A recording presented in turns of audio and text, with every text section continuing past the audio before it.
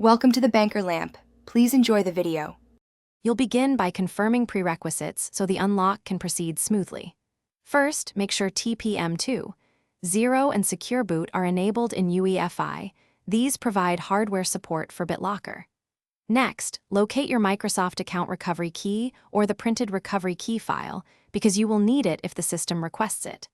Finally, sign in with an administrator account and plug in power. Once done, open Settings and head straight to the System Storage Advanced Bitlocker controls to start. Now you'll perform the core unlocking action. Using the recovery key, navigate to Settings or Control Panel and locate Bitlocker Drive Encryption, then pick the locked drive and choose Unlock or enter recovery key. Carefully type or paste the full 48-digit key.